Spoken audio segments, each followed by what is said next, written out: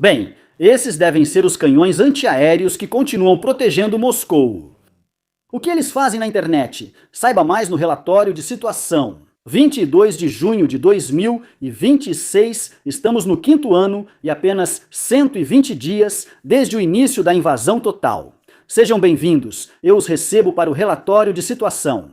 No relatório de hoje, explicamos por que não se deve fotografar canhões antiaéreos. Também vamos analisar como está a situação na Crimeia em relação à crise do petróleo e, claro, vamos ver hackers ucranianos que conseguiram algo bastante interessante. Mais detalhes no relatório, vamos começar. Eu já relatei sobre isso há cerca de uma semana. Naquela época, os primeiros caminhões-tanque russos e comboios de suprimentos a caminho da Crimeia eram escoltados por grupos móveis de defesa contra drones. Agora, essas unidades aparentemente podem ser vistas em uma escala muito maior. Imagens mostram grupos móveis se deslocando nas rotas de suprimento para proteger comboios militares e veículos logísticos. Isso diz muito sobre a situação. Outros, que agora não podem ser tão bem defendidos, ou seja, por medidas de hard kill, se disfarçam como madeira ou como caminhões de leite, tentando levar combustível mais ou menos sob o disfarce de um veículo civil até a linha de frente. Os russos não conseguem mais realizar seus transportes nas estradas, seja em que forma for, de maneira normal. Eles precisam usar veículos, armas, pessoal ou recursos adicionais, só para garantir que o combustível e o suprimento ainda cheguem ao destino. Para a Ucrânia, isso já é um grande sucesso. Cada comboio que precisa de escolta exige homens que vão fazer falta na linha de frente. E consome mais recursos, que a Rússia, na verdade, não deveria ter. Mesmo assim, a crise continua em andamento. Nós vimos isso ontem no relatório de situação. Combustível não está mais sendo vendido para civis ou empresas na Crimeia. Isso só é possível se você trabalhar em alguma agência de segurança responsável pela proteção dos transportes, ou então para o exército ou para o governo. E além dos comboios móveis, é claro que ainda existe a maior arma que a Rússia possui. Padres militares ou padres em geral que aqui devem abençoar as bombas de combustível com pouco esforço, para que nunca um drone ucraniano consiga alcançá-las. Já funcionou muito bem no passado. A ponte russa, que liga a Crimeia, agora se assemelha a um cemitério de veículos de abastecimento com caminhões destruídos ou em chamas ao longo do trajeto. Alguns estão parados à beira da estrada, outros queimados ao lado da pista. A rota não está totalmente interrompida. Não me entenda mal, os veículos ainda passam, mas todo motorista vê o que aconteceu com o motorista anterior. Para a logística russa, isso é um problema crescente. Os transportes ficam mais lentos, os motoristas bem mais nervosos, os seguros já não estão mais tão dispostos a pagar, e os comboios precisam de cada vez mais escolta. Tecnicamente, a estrada continua aberta, mas mesmo com escolta, ela já não é mais segura. E como está a situação da ponte agora? Analisamos a rota de abastecimento por terra, mas a ponte da Crimeia segue relevante, pois imagens de satélite mostram o aumento da segurança russa na estrutura. Barcaças, barreiras flutuantes e outras estruturas de proteção foram colocadas ao redor da ponte. Sistemas de defesa antiaérea também foram instalados para interceptar ataques aéreos. A Rússia tenta bloquear repetidamente o acesso à ponte, principalmente contra drones navais ucranianos. As imagens também mostram quantas forças e recursos precisam ser mobilizados atualmente para proteger essa única ligação. Se olharmos isso com mais atenção, dá para ver bem aqui. Temos aqui o acesso para alcançar o outro lado do corpo d'água. Este aqui, é claro, permanece aberto. Aqui não há barreiras na superfície da água. O que eu posso imaginar aqui é talvez uma ou outra rede que tenha sido estendida aqui. E de fato, debaixo d'água, para garantir que nenhum drone subaquático ou mergulhador consiga passar. O que também temos são barreiras ao redor, ou seja, barricadas. Por que elas estão aqui fora e não aqui? Claro, o tráfego de navios ainda precisa ser garantido e permitido aqui. E aqui não há suportes, certo? Ou seja, não há pilares de sustentação aqui, porque é como se fosse uma ponte sobre outra ponte, por assim dizer. Os pilares de sustentação começam só a partir daqui e depois seguem sempre em pares por aqui, exatamente aqui. Do outro lado, vemos a mesma coisa, e esses são, na verdade, a fundação da ponte, são a parte mais importante. A pista pode ser refeita, mas sem os pilares de sustentação, a ponte desaba. E é por isso que eles são alvos de alto valor na ponte e precisam ser especialmente protegidos. Vemos isso também do lado russo. Aqui vemos uma barricada que foi montada nessa direção. Exatamente aqui deste lado a mesma coisa. E depois mais uma adicional deste lado. E além disso, já vimos antes, velhas barcaças de carga que foram posicionadas ao longo da infraestrutura importante e agora estão flutuando sobre a água. Isso torna difícil atacar aqui com drones de superfície. A Ponte da Crimeia permanece como uma das principais rotas de suprimento da península e também um dos alvos mais vulneráveis do sul ocupado. O que também precisa ser dito é que não passam mais tantos veículos por aqui como antes.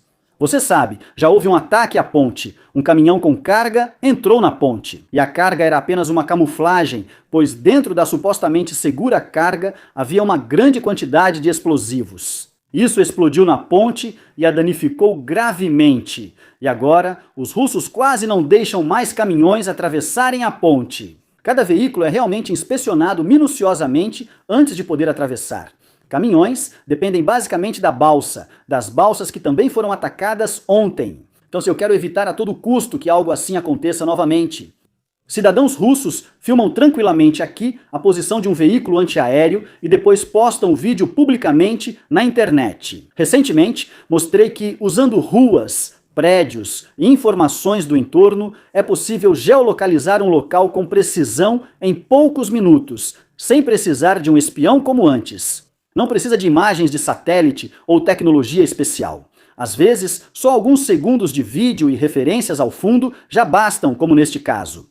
Você acabou de assistir ao vídeo. O sistema de defesa antiaérea deveria, na verdade, proteger uma infraestrutura militar.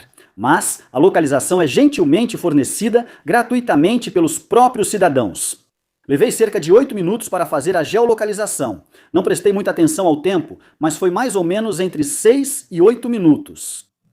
O que me ajudou? Primeiro, essa placa de trânsito que indica os acessos ao anel viário de Moscou. Assim, já sabemos que foi em Moscou e sabemos em qual rodovia tudo isso foi gravado. Além disso, vemos aqui algumas estruturas. Vemos vigas de aço, um pouco de concreto e placas de estacionamento à direita da estrada. Provavelmente, um prédio-garagem está sendo construído ali. E lá embaixo sempre está escrito em cirílico algo como: aqui é o serviço de ônibus, daqui vai para o estacionamento P4 e assim por diante. E o que é muito importante é o chão, ou seja, a rua por onde o carro passa. Nós vemos 3 faixas indo em uma direção. Vemos uma faixa de pedestres ali, também vemos uma lombada. E o que também vemos são 3 setas que marcam justamente as 3 pistas indo em uma direção. Beleza, então dei uma olhada ao redor, vi onde ficam as saídas e medi um pouco a saída. No final das contas, dei uma volta na rodovia de Anel de Moscou e pensei primeiro: onde faria sentido reforçar a defesa antiaérea agora? Você posicionaria os sistemas de defesa antiaérea próximo ao local do último ataque. Onde ele ocorreu? Aqui ao longo da refinaria, e essa refinaria fica nessa área sim, praticamente aqui, onde passa a rodovia de Moscou. Lá está a refinaria, que foi fortemente atacada recentemente. Nós vemos aqui nessa área. Então faria sentido reforçar a defesa antiaérea aqui. Certo. Então verifiquei onde estão os próximos cruzamentos da rodovia D. Aqui seria um deles e aqui outro. Eu olhei onde mais ou menos ficam as entradas, depois desenhei com o compasso e percebi que deve estar em algum lugar nesta região, cerca de 200 metros ao redor desta saída. Olhei ao redor e veja só, é simples descobrir tudo isso. Aqui está o estacionamento que vimos. Aqui, isso aí, essa sombra que cai por toda parte, são os pilares de sustentação do estacionamento que ainda não foi concluído. E aqui vemos muito bem a soleira, depois a faixa de pedestres, esses 3 setas. E se você se lembra do vídeo, vimos aqui à direita um sistema de defesa antiaérea em uma ponte, que é esta aqui. E então essa ponte fez uma curva para a esquerda. E lá estava o próximo sistema de defesa antiaérea. Ou seja, exatamente ali o veículo passou e o vídeo foi feito, ou a imagem que você vê aqui. Isso foi gravado mais ou menos neste ponto aqui, ou talvez um pouco mais à frente. Isso também é possível. Essa estrada foi reformada. Ela não passa mais aqui à esquerda, agora segue para frente e depois para a esquerda. Tudo isso aqui é uma área de obras. E aquele tapume de chapa ondulada que você viu bem no final, na verdade fica aqui, ou seja, originalmente era aqui. E aí a estrada foi desviada para cá. As imagens do Google Maps não estão mais tão atualizadas. Se eu entrar agora, tudo ainda parece diferente. Esses aqui são realmente os suportes que vimos, mas a obra em si já não está mais assim como aqui. Você mesmo pode ver, isso aqui é de junho. Você não está vendo, mas no canto superior esquerdo do meu Street View. Talvez eu tire isso aqui rapidinho, agora você pode ver. No canto superior esquerdo está escrito que essa é uma imagem do ano de 2017, e o que vimos hoje é do ano de 2026, ou seja, 9 anos depois. Pouca coisa mudou aqui, exceto a rua. Antes tinha só uma faixa com vagas laterais. Agora, pela imagem de satélite, há 3 faixas, algo totalmente novo. E a parte da rodovia atrás é totalmente nova, mas não aparece mais aqui. Se der um zoom para fora, você vê que já está tudo atualizado. Porque essas imagens aqui são do ano de 2026. Então, claro, a gente tem que olhar um pouco para a questão da geolocalização. Quão atuais são essas imagens? O que posso fazer com esse material de imagem? Normalmente, funciona bem, especialmente com imagens de satélite que mostram muitos detalhes. Em 8 minutos, descobrimos onde estão 2 canhões antiaéreos. Os ucranianos já sabem disso faz tempo. Agora podemos incluir essas informações no próximo planejamento. Se agora fosse iniciado outro ataque, procuraríamos não deixar mais os drones sobrevoarem esta área aqui, porque aqui há mais 2 canhões antiaéreos. Podemos também mudar a estratégia e afirmar: esses são alvos valiosos e sei onde estão, vou atacá-los primeiro. De qualquer forma, é uma informação com a qual você definitivamente pode trabalhar e que não existiria se alguém não tivesse pensado no carro. Vou simplesmente filmar isso e colocar na internet. Antes que alguém ria ou zombe porque moradores postam os canhões na internet, colocando o exército russo em risco. Se estivéssemos em situação de defesa na Alemanha, acho que não seria diferente. Sempre teria alguém postando algum canhão na internet. Talvez ainda reclamando que o canhão faz muito barulho, fica zumbindo e não dá para dormir. Mas amanhã tem que trabalhar. Ou reclamando que a estética do lugar está sendo prejudicada. Ou reclamando que o gerador fica ligado o dia todo e talvez não pudesse ser desligado no horário de silêncio, já que isso nem é tão necessário. Talvez alguém reclame que isso funciona a diesel e não com eletricidade. E hoje todos têm smartphone para postar isso sempre, o que pode se tornar um problema. Hackers conseguiram acesso ao sistema de comando de combate russo, Grassar, e manipularam partes do software. Nas imagens divulgadas, o mapa da linha de frente aparece coberto com a bandeira da Ucrânia. Isso indica que se trata de um aplicativo essencial para as tropas russas. No app, posições próprias e inimigas aparecem em um mapa digital. Pilotos de drones marcam alvos e enviam coordenadas diretamente para a artilharia. O sistema também calcula a trajetória e deve reduzir o tempo entre o reconhecimento e o disparo.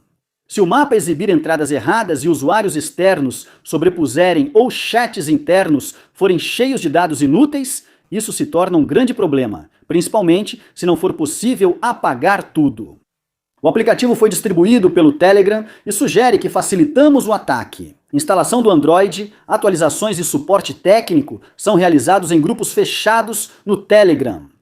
Que exército teria uma ideia tão idiota? Talvez alguns se perguntem isso. Na verdade, nem foi totalmente culpa deles. O sistema foi criado por civis, pois o exército russo não tinha solução própria no início da guerra. Isso significa que tudo surgiu por necessidade e depois foi amplamente adotado. E é exatamente aí que está uma das fraquezas. O grupo OSINT, onde está a Rússia. Hoje também afirmou ter recebido uma grande quantidade de material. Usuários têm manuais de usuário, vídeos de treinamento, patentes, documentos técnicos, posições russas, se também foram capturados dados operacionais. Além disso, ainda não foi confirmado. Administradores russos dizem que esses dados seriam salvos só localmente nos dispositivos.